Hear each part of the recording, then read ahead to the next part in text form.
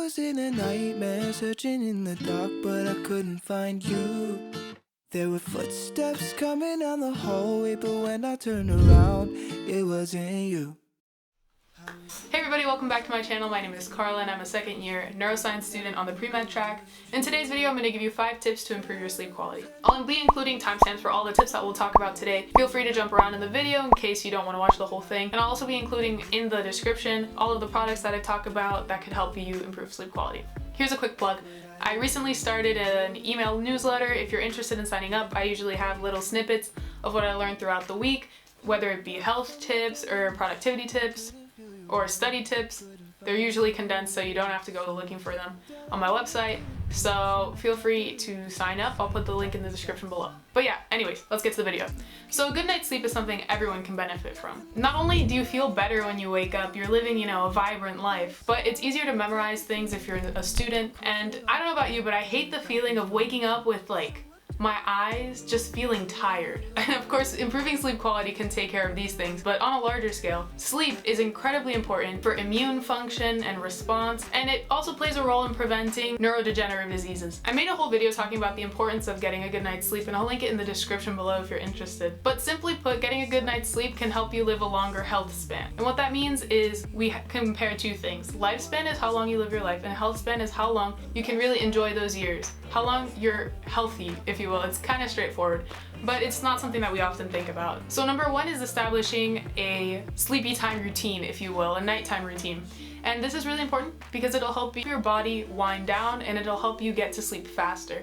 Some things to take into consideration when creating or establishing your nighttime routine is your amount of screen time, so how much you're going to be on your computer, your phone, or on these devices that are lit up with a blue light, because blue light is going to make it more difficult for you to fall asleep because it's halting melatonin production, and melatonin is the sleep chemical to get you to go to sleep, and if we're halting this production, it's going to be incredibly difficult to go to sleep. So trying to minimize the amount of blue light that you're getting can really improve your sleep quality. You can do this by 2 ways essentially. You can stop using your electronics at night, which isn't always so possible, especially if we're working at home now in the era of COVID. But another thing you can do is get blue light glasses or a blue light screen protector. They're pretty dorky in my opinion, but they get the job done. Here, I'll show you mine.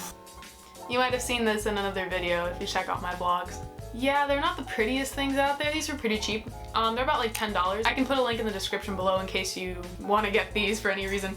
But they have this yellow tint that I guess that's what stops the blue light from passing through them. I also before had these black frames, also $10, but those actually, one of the screws came loose, so I haven't been using them as much. But these have been really helpful in blocking blue light along with decreasing eye strain. I'm not sure if that's for the same reason, but I noticed that my eyes aren't as dry after I use these at night. Another thing to take into consideration is where you sleep. So where you sleep shouldn't be always where you work. You want to keep the roles assigned. Yeah, I know some people really like to study and read in their beds, but sometimes this can confuse your brain into thinking, oh, okay, I'm in my bed, it's study time, it's work time. And it can be really hard to, shut off your mind when you're trying to go to sleep later on. So I'm pretty hesitant in working in my bed, but perhaps it's something you should take into consideration.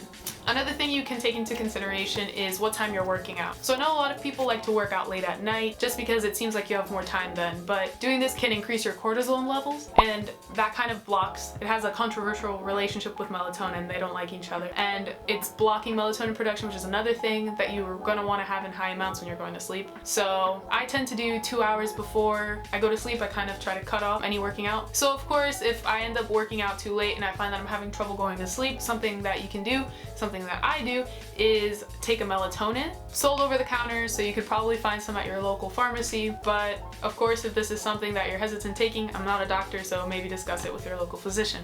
Since we're already talking about working out, something that often happens after you work out and have a really good, session is that your muscles get sore. And this can also decrease your sleep quality because when your muscles are sore, you can't make a wrong movement because then all of a sudden it all hurts. And that sucks, to be honest. Something I found that's really helpful for that is transdermal magnesium spray. So magnesium is a mineral that is essential in proper muscle function. So when you spray it on, it helps your muscles repair themselves a lot faster. And that's going to decrease your soreness. I often put it on wherever I work out, if it's my arms, my legs, and I sometimes put it behind my neck too, if I feel like I'm having kind of a bad posture that day from sweating or whatever. So definitely check that out. And as we all know, I love coffee, and I hope you do too. Coffee contains something called caffeine, which I'm sure you're familiar with. So something that I try to maintain and stick to is a caffeine curfew.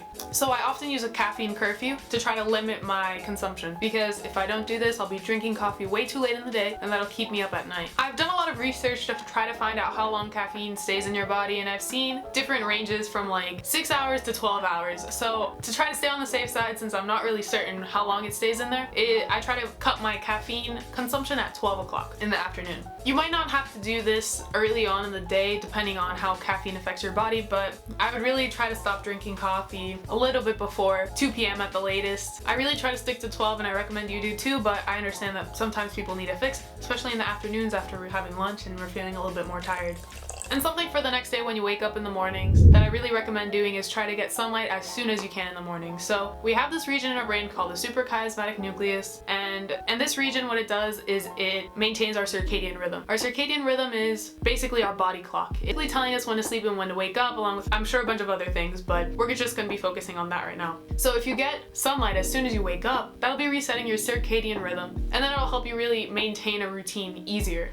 This one's really important. I almost forgot this one. So something that can really help you get to sleep faster is decreasing your core body temperature. This sounds super complex. All I do to decrease my body temperature is I put down the thermostat to around 71 or 70. It gets really cold. And that's something that's really important to signal to your brain when it's time to go to sleep. If you can't just turn down the thermostat, maybe you have roommates or whatever, something that I found that helped was taking a shower at night, but not trying to get my hair wet because then I could get sick. Or just simply, I don't know why this is like the strangest thing, but I would just put some water here in the back of my neck, again with the back of the neck, but it's just such an important part because it connects your whole body to your brain. And so I found that just doing that would kind of like cool me down without having to take a shower if it was already too late. Yeah, thanks so much for watching this video. If you did enjoy this video, if you found it helpful, please give it a like, and don't forget to subscribe for more content like this.